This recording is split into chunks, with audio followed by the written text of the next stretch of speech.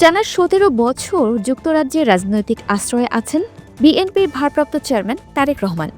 গণ অভ্যুত্থানের পর অনেকে বিদেশে নির্বাসনের অবসান ঘটিয়ে দেশে ফিরলেও তার ফেরা এখনও হয়ে ওঠেনি। মায়ের অসুস্থতা এবং আসন্ন জাতীয় নির্বাচনকে সামনে রেখে তার দেশে ফেরা নিয়ে যত আলোচনা ও প্রশ্ন, তারই বিশ্লেষণ। তারেক রহমানের বক্তব্য ও লুকানো প্রশ্ন। মা বেগম খালেদা জিয়া গুরুতর অসুস্থ অবস্থায় হাসপাতালে চিকিৎসাধীন আছেন।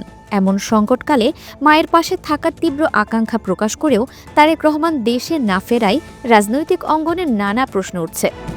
গত শনিবার লন্ডন থেকে নিজের ভেরিফাইড ফেসবুক পেজে এক পোস্টে তিনি লেখেন, তার দেশে ফেরা অন্য আর সকলের মতো এটা বাস্তবায়নের ক্ষেত্রে আমার একক সিদ্ধান্ত গ্রহণের সুযোগ অবারিত ও একক নিয়ন্ত্রণাধীন নয়। তিনি আরও বলেন, এই স্পর্শকাতর বিষয়টি বিস্তারিত বর্ণনার অবকাশ সীমিত। তবে রাজনৈতিক বাস্তবতার এই পরিস্থিতি প্রত্যাশিত পর্যায়ে উপনীত হওয়া মাত্রই স্বদেশ প্রত্যাবর্তনে আমার সুদীর্ঘ উদ্বিগ্ন প্রতীক্ষার অবসান ঘটবে।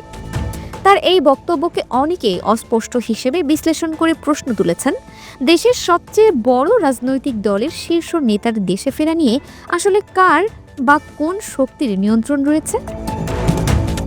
সরকার ও প্রশাসনের অবস্থান। অন্তর্বর্তী সরকার বারবার ঘোষণা করেছে যে তারেক রহমানের দেশে ফেরার ক্ষেত্রে কোনো বাধা নেই। Travel pass. পররাষ্ট্র উপদেষ্টা মোহাম্মদ তৌহিদ হোসেন গত সোমবার বলেছেন, তারেক রহমানের বাংলাদেশি পাসপোর্ট না থাকার কারণে তিনি যদি ট্রাভেল পাস চান তবে একদিনের মধ্যেই তা ইস্যু করা হবে এবং তাকে সব ধরনের সহযোগিতা করা হবে। স্বরাষ্ট্র উপদেষ্টা মোহাম্মদ জাহাঙ্গীর আলম চৌধুরী দাবি করেছেন, দেশে কারো কোনো নিরাপত্তা ঝুঁকি বা শঙ্কা নেই এবং সরকার সবাইকে সুরক্ষিত রাখতে প্রতিশ্রুতিবদ্ধ। তারেক রহমানের ঘনিষ্ঠ সহায়ক এবং দলের নেতারা বলছেন, তিনি দেশে ফেরার জন্য প্রস্তুত। তার ফেরার বিষয়টি নির্ভর করছে দলের সিদ্ধান্তের ওপর। বিএনপি মহাসচিব মির্জা ফখরুল ইসলাম আলমগীর জানান, খালেদা জিয়াকে চিকিৎসার জন্য বিদেশে নেওয়া প্রয়োজন হয় কিনা তা পর্যবেক্ষণের পর তারেক রহমান দেশে ফেরার বিষয়ে সিদ্ধান্ত নেবেন। ব্যক্তিগত সিদ্ধান্ত। স্থায়ী কমিটির সদস্য আমির খসরু মাহমুদ চৌধুরী মন্তব্য করেছেন, তারেক রহমানের দেশে ফেরাটা সম্পূর্ণ তার এবং তার পরিবারের ব্যক্তিগত সিদ্ধান্ত। সরকারি গোয়েন্দা সংস্থার প্রতিবেদনে তারেক রহমানের নিরাপত্তার ঝুঁকি থাকতে পারে বলা হয়েছে। এ কারণে বিএনপির পক্ষ থেকে বুলেট প্রুফ গাড়ি এবং বেসরকারি নিরাপত্তা বাহিনীর জন্য অস্ত্রের লাইসেন্স চাওয়া হয়েছে।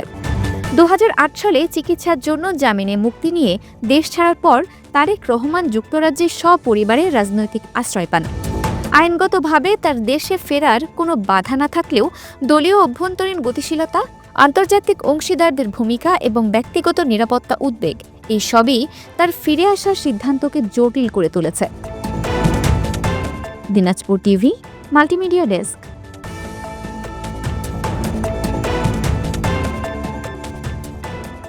দিনাজপুর টিভি মানুষের জীবনের কথা বলে।